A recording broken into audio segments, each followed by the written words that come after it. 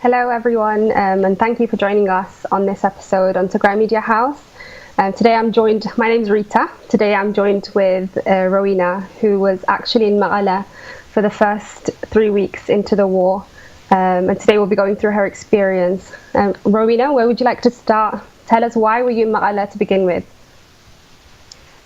So I plan to go on holiday and visit Tigray for 3 weeks with the aim of kind of like relocating later this year. So for the first few days of my stay in Maqala, I was working remotely, so I didn't get to see much of the city. Tell us, like, what did you experience? What was Maqala like?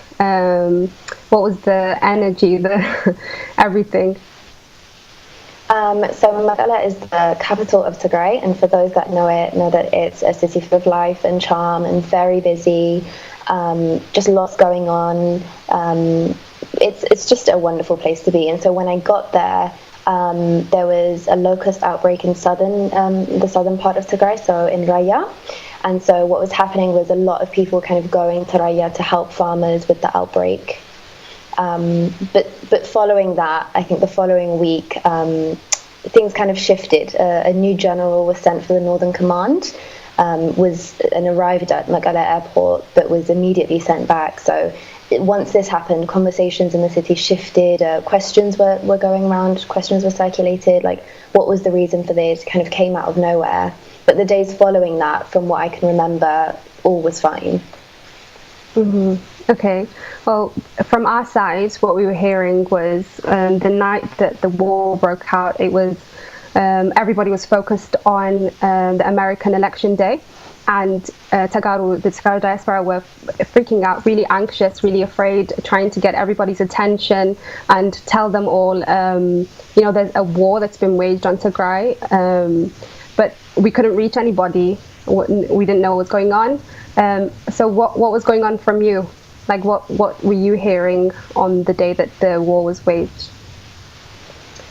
So for myself, the Tuesday, November 3rd, I was with a friend, and we were kind of like around 11 p.m. walking the streets of Maqala. All was fine, I couldn't hear anything. It was just business as usual. And I got home, I think just like after midnight perhaps. And I got a call from a friend, and it was like quite a frantic call. I remember him saying war had been declared, and federal government had declared war, and soldiers had entered Maqala, and he advised me to put my mattress on the floor, to charge my phone, to switch off all lights and just sleep on the floor and like move away from windows, I remember.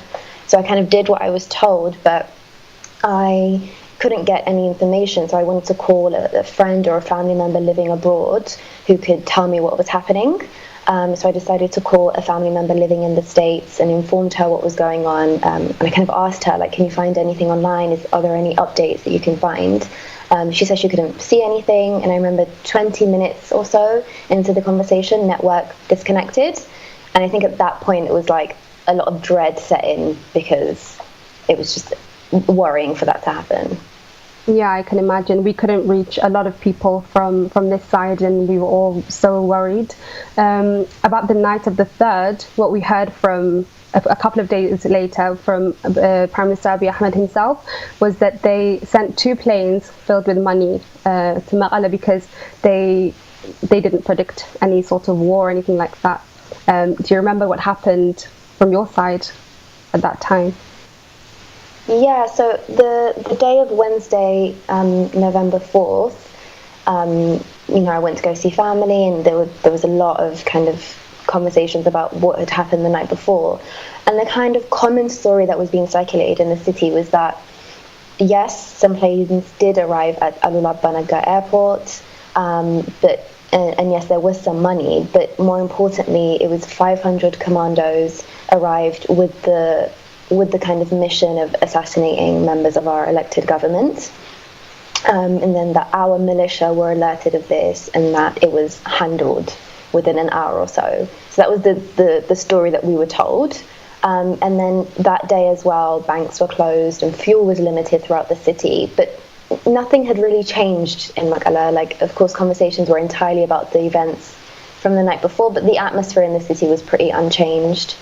I would say it was only until like a couple of days later when I heard the first fighter jet that I got a glimpse into what the following weeks would look like. That, of course, like was a huge shock for us all. I don't think any of us anticipated that it would be taken to this extent, especially because we had no idea what was happening on wider Tigray because there was no electricity or phone network. Yeah, I can imagine. You said there was a locust outbreak, so there were a lot of people going into Raya. So I'd imagine there was a shortage of food in that area. Did you see that kind of thing? You said no fuel and things like that, but was there a shortage of food at that time? I think a week into the war, I want to say, the food shopping, groceries in my area at least, if the grain to make injera and barbare, which is used to make a lot of our food, had virtually run out. So because, again, this was nobody had prepared for this, there were food shortages, and of course that was concerning, but what was more concerning was that this was happening in the capital of the region, which, you know, in terms of resources is a lot better than rural areas or smaller cities. Yeah, okay. So going forward, from here we heard there were airstrikes and things like that. And Prime Minister Abiy Ahmed himself said there were no civilians that had been hurt due to this law enforcement operation. What were you seeing on the ground? Were there any airstrikes or any noise, anything related to it? There were airstrikes. I think in my time I saw 4 airstrikes, the most notable being Monday 16th November. I think I remember it being sometime in the morning, like 10:45 in the morning. There was a fighter jet that came, and then they fly incredibly low. I don't know if it's to remain undetected from any like radar equipment or if it's just as a form of psychological warfare, but they fly incredibly low. And I remember seeing it circled us, it kind of tilted on its left-hand side, circled again, came lower, and I saw 4 things coming out of it. And the ground kind of shook, and we saw some smoke. So that day was the day that a church was hit. It's called St. George's Church, and part of the Mekelle University campus, which I think resulted in 13 injuries on the campus, and then an 8-year-old girl sustained injuries to her head and 4 days later passed away. But that was, I think, more so on the outskirts of Mekelle. But I also remember watching the news one day, and Prime Minister Abiy Ahmed said something along the lines of those in major cities like Adigrat, Adwa, Mekelle shouldn't gather in large groups, shouldn't be around like major sites. You know, kind of like a forewarning for what was about to happen or for what was happening. There was also conversations around the city of a plane dropping leaflets in Mekelle, advising residents of the city to kind of surrender government officials to save their own lives. Mm-hmm. Wow, that must have been terrifying. Did you see that on the TV? Did you have leaflets handed out to you? How did you know? No, I didn't actually have receive the leaflets. I was just told that the leaflets had been dropped in some areas. Okay. So active war, supposedly, against the elected regional government of Tigray. No banks, no fuel. Obviously, you'd have every reason to leave. But tell us, like, how did things develop from there, and why did you leave Mekelle? What made you leave Mekelle? So I actually had no plans on leaving. I had no desire or wish to leave at that point. I think it's obviously war is a foreign concept to me and to a lot of people, but in that moment it just felt like undeserved to leave at that point. I wanted to stay. I felt like it wasn't the proper thing to do to leave. But initially I had plans to leave on Thursday the 5th. That was when my holiday was to come to an end, but I was unable to because flights were cancelled. But just in general, I felt like this inherent uncomfortableness with this idea of leaving my family members in Tigray. Like, it's a privilege I didn't deserve or want to take. I wanted to stay with my family. I wanted to stay in my homeland. Of course, my family members were against that and urged me to leave. And so I was told, there was kind of word around the city that the UN was taking foreign nationals. And so I went to the UN compound, which is in Adi Hausi. And there you kind of take your passport, and then they kind of like put your name. What they tell you is that they'll put your name on a list and stick it on the door, and you kind of daily you're meant to come and check which batch you're in, which group you're in. This was all, again, to just appease my family because I had no desire to leave. I went to the UN compound a couple of times, but to no avail. Like, a bus didn't come. Of course, I was elated at this because it suited me. But then on Friday the 20th, I went in the morning, and then one of my uncles decided to join me there, and it didn't look like a bus was coming, so I went back home and had a kind of family discussion with all relevant family members. And I told them I didn't want to leave, and I presented my ideas, and they just agreed. They had to just accept that, they couldn't force me. And so we came to an understanding that I wouldn't be leaving, which was great. And then another uncle of mine decided to join and kind of adamantly insisted that I had to leave, and that, he was just, if he could take this opportunity, he would. So I can't just squander this. And so we kind of made a deal that I would go to the UN compound, and if the bus didn't come today, that he would leave me alone. He wouldn't push me to leave anymore. But of course the bus came, so I had to leave. Mm-hmm. Yeah, so you were Tigray bound, but you were pushed to leave by your uncles because of safety, like your concern for your safety, which I can imagine. So where did your journey begin? What did you do after that point, after you managed to reach the bus? So from that point, we left Mekelle around 4 p.m. and the journey, from what we were told on that day, was that a bus would take us to Samara, which is the capital of the Afar region, and then from Samara we'd either take another bus to Addis Ababa or a plane.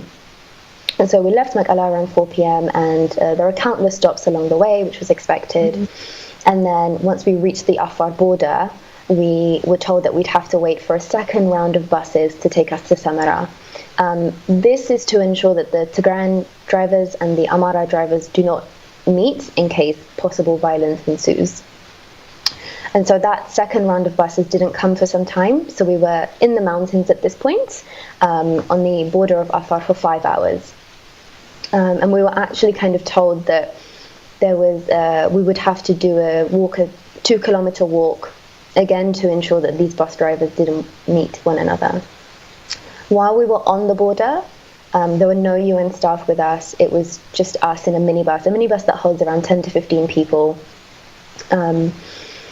And so it was just us in the mountains. The second round of buses ended up coming around midnight. So we got off this minibus and made our way to the second round of buses, which are bigger, and they're called Salam bus. And so we got onto one of those Salam buses. There were around 4 of them. And we got on those buses and we made our way to Samara, and I think arrived between like 9 to 10 a.m. So it took quite some time. Once in Samara, we were taken to a police commissioner's office. And once there, we were told that we'd have to queue in our nationalities for a round of registration to account for everybody that was on board. We ended up staying in the compound for 3 hours, I want to say. If anyone's familiar with Afar heat, it's extremely oppressive, really suffocating heat. So it was quite difficult, especially women with, mothers with young children. It's difficult as is, but of course for infants and children, it's very difficult. And so from the police station, from the police commissioner's office, after that time, we were then told to the police commissioner would like to speak to us individually. So we were taken from the police commissioner's grounds to his office, and all buses kind of lined up.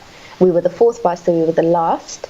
And I could see from the first round of buses that people were getting off the bus one by one to speak to the police commissioner. But after an hour or so, I could see that this mission was done. It didn't look like anybody else was getting off, and we were told we were about to leave for security checks. Wow. Okay. So why didn't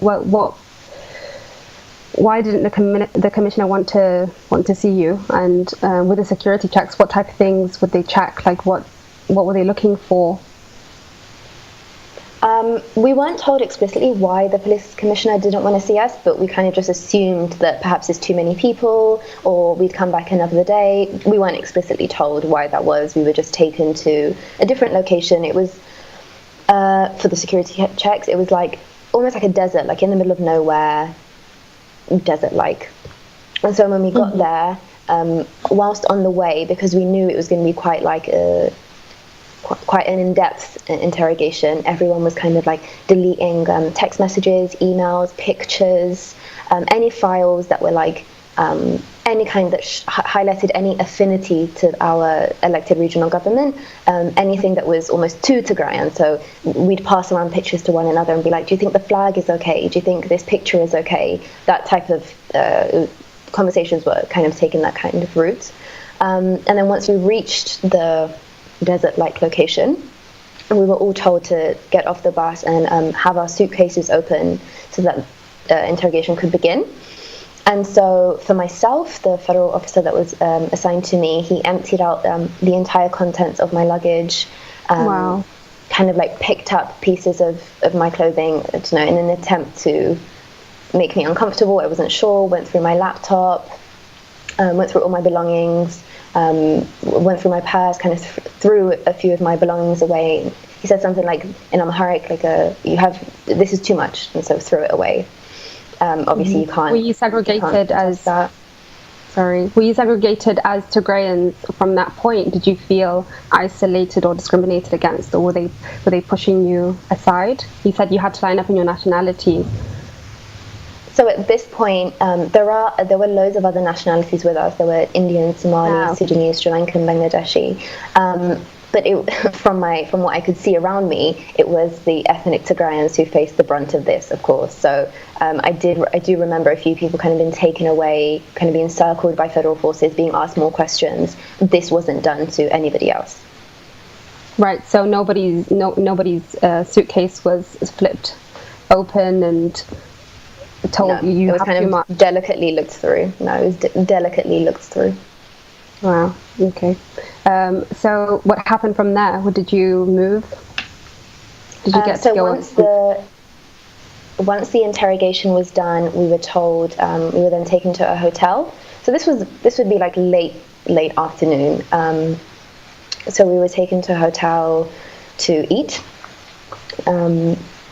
And once we were there, we kind of gathered in our groups. There were over 200 of us, but we kind of you make friends, and so you gather in your groups and you to have food. But the UN staff came to us and said, this is something you guys will have to pay for, so just be mindful of that, which was quite shocking because banks weren't open in Magala, and what we had on us was purely, pretty negligible. So then to be told that you'd have to pay for this out of pocket was just a bit unexpected. But anyway, we kind of rallied together in groups and managed to sort that out.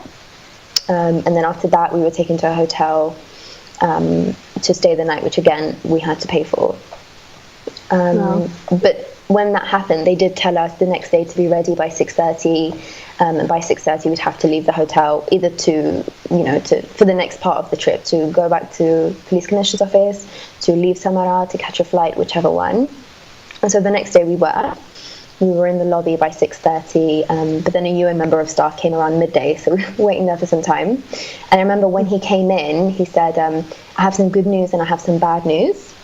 Some people will be able to board a flight to take them to Addis Ababa, but some other people won't be allowed to leave Afar and will have to remain for further questioning. So immediate panic ensued. You ask yourself, who would be the ones remaining behind, and would UN staff, would they be remaining with them? Like, it's just really frightening to hear that, and in such a casual way as well. Mm-hmm. So he advised us that he would take us, we would be going to the police commissioner's grounds, and then once we got there, he'd give us further information. And then once we got there, he told us to gather around him, and was about to begin calling out names. At that point, we're kind of all preparing amongst ourselves, something like, if my name is called, can you notify my family members? Can you take this? Such and such, just preparing for that. But then he decided, actually, no, we'll go to the airport, and once at Samara airport, then we will inform you of who will have to remain. So once we get to the airport, it's a pretty chaotic scene, because you can imagine a lot of people are panicking and very stressed. Yeah. So we were ordered to kind of queue in our nationalities, and then eventually they started calling nationalities, the UN staff. So they began with Indian, Somali, Sudanese, then they said Eritrean nationals, which we were quite surprised by. And then just by process of elimination, it looked as if it was just Ethiopians left at this point. And then they called for US, Eritrean-born, UK, Eritrean-born, and so on. So again, by process of elimination, it's just ethnic Tigrayans left at this point. This was very shocking for everybody, because all other nationalities were given priority, and essentially ethnic Tigrayans were the ones fleeing conflict in their homeland, experiencing really difficult things. Who was with you? Sorry, when you say us, were there a lot of other ethnic Tigrayans with you? Were we the only one? So loads of Tigrayans who had foreign passports, so Australian, American, UK, German, just lots, as well as Ethiopian nationals, so Tigrayan but Ethiopian citizens. Eventually we were called, but because we were at the end of the queue, because there were so many masses of people ahead of us, none of us really had hope that we would be leaving. Yeah, you were last we kind of course, so nonetheless we queued, and we were at the bottom of the queue, so we kind of just sat down on the ground.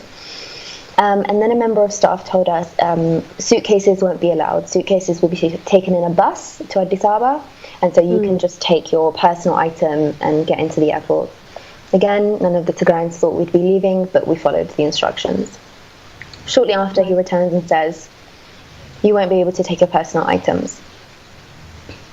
So leave everything behind and just take a phone and passport. Complete chaos ensued at this point.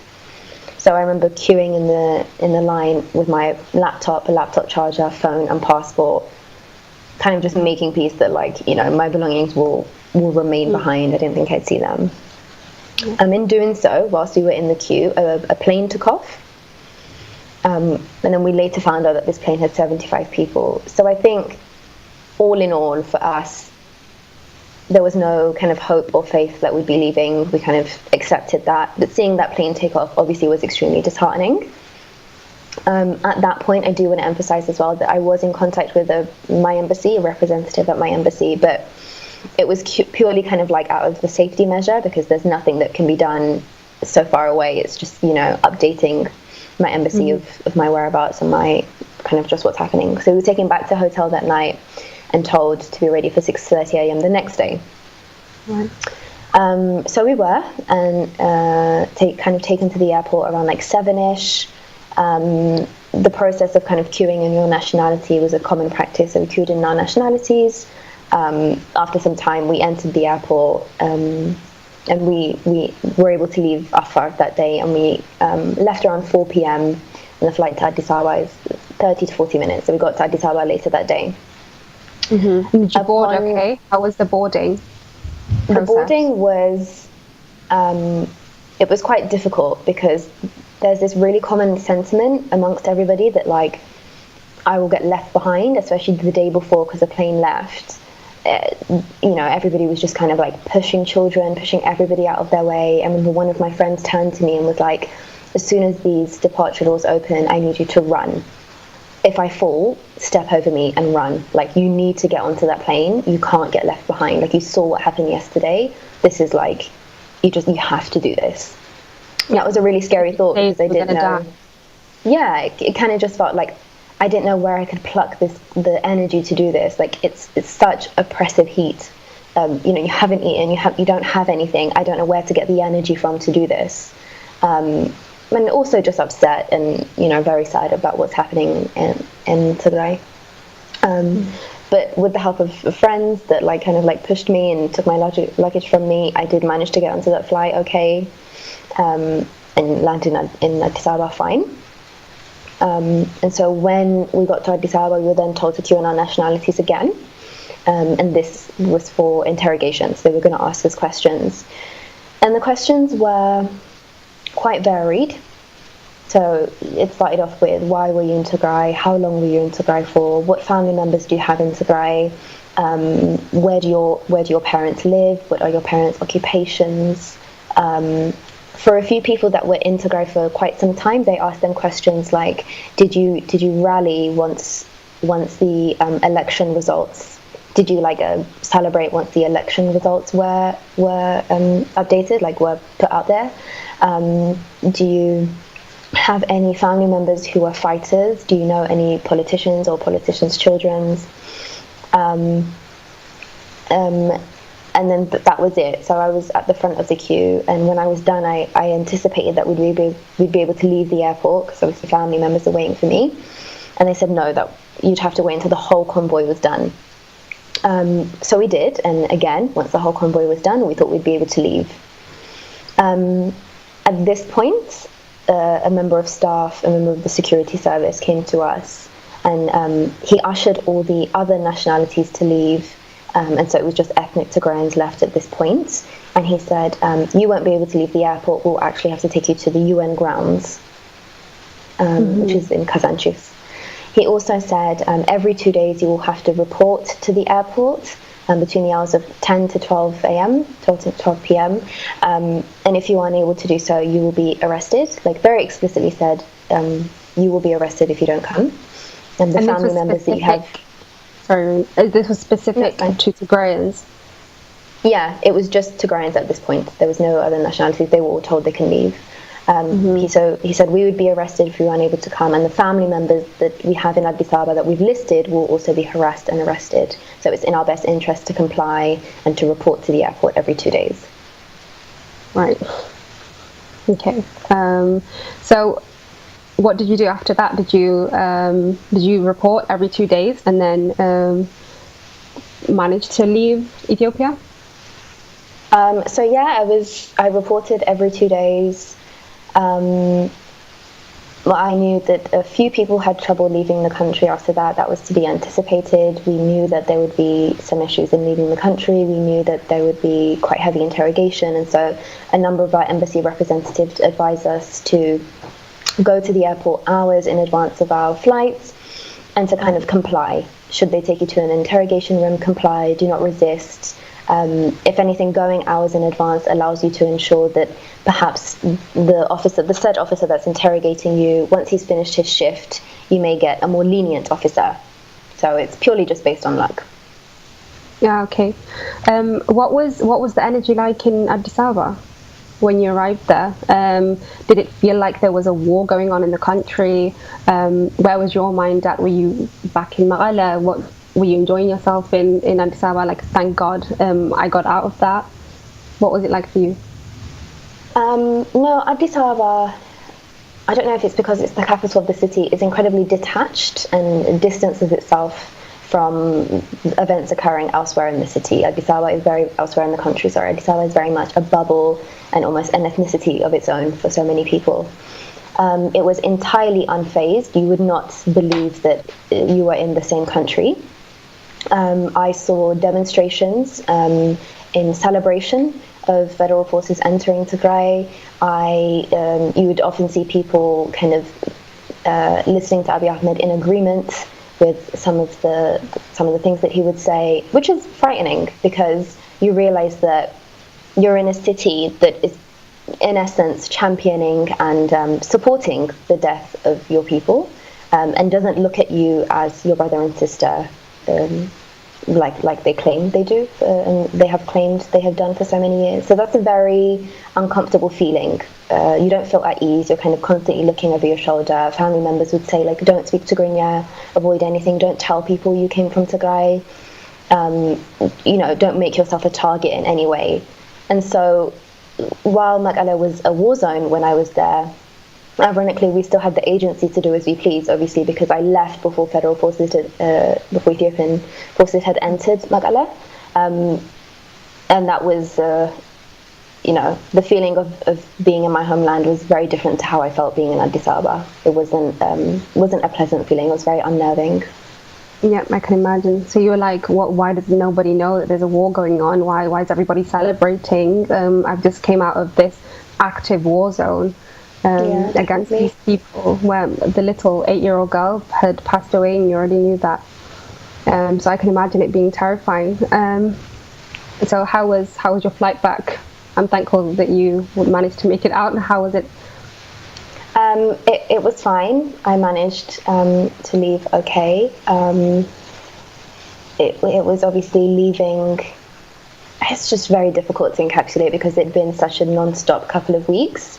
But I think arriving back in the UK was in itself a weird thing, like a weird adjustment, because you're in this constant state of like rage and sadness because of what's happening. There's this unrelenting like guilt and uncomfortableness with like rest and food. It's an undeserved luxury. And when you kind of compare, your existence to what's happening in Tigray, it's just very difficult and of course upsetting. And of course, like I'm heartbroken for what's happening in Tigray. The violence and what's occurring is just unfathomable. It's unspeakable. And so there's just a lot of regret in my decision to leave. But of course, it's a difficult time for us all, and I have unwavering faith in our elected government and in our defence force, and I know that our victory is inevitable. Mm-hmm. Well, thank you, Rowena, and thank you all for tuning in. We've heard it all from an eyewitness. A full-scale war was waged on Tigray, not on the elected regional leaders, but on the entire population of the Tigrayans. She experienced the horrors of the war from a relatively privileged perspective. She's a British national, and so she had them looking out for her. She would call the embassy and get her to get out. And this was only 3 weeks in. Imagine what it's like for the Tigrayans that have been left behind for 3 months with nobody to take care of them, with a central government that's waged a war on them. We've already heard reports that families have died from starvation. We need to do what we can. Tigrayans and friends of Tigrayans, please be doing everything you can to be the voice for the people of Tigray and stop the genocide. Thank you for joining us.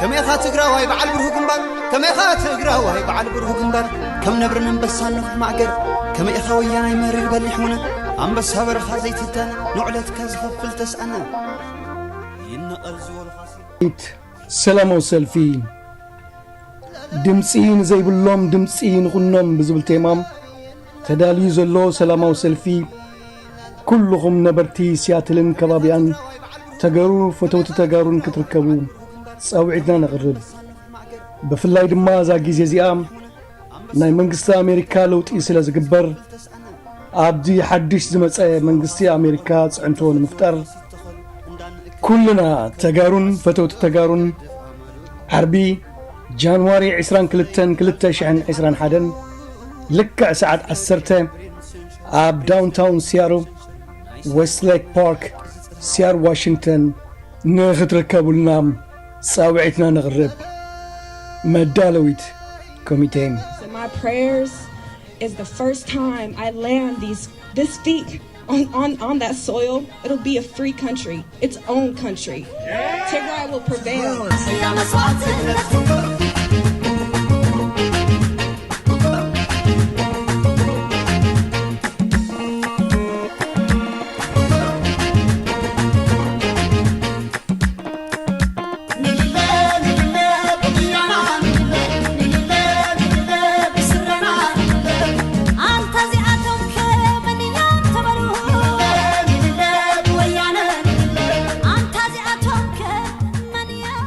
Government, with help from Eritrea and United Arab Emirates, has waged a war on its northern region of Tigray.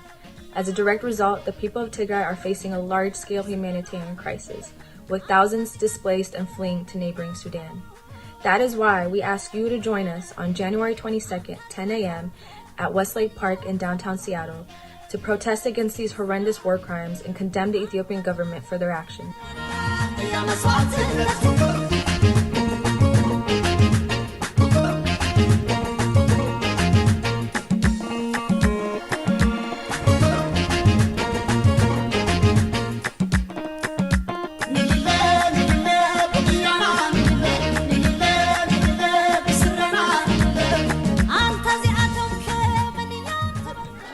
What do we want?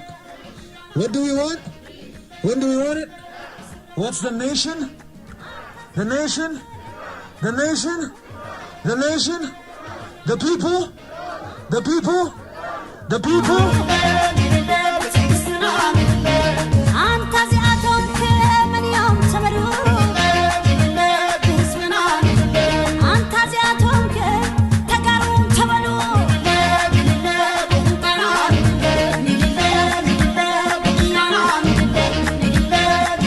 جانواري علت 22 ساعة 10 نانقهو ويستليك بارك تغانينا نهزب تግራይ ድምፂ ንኹኖ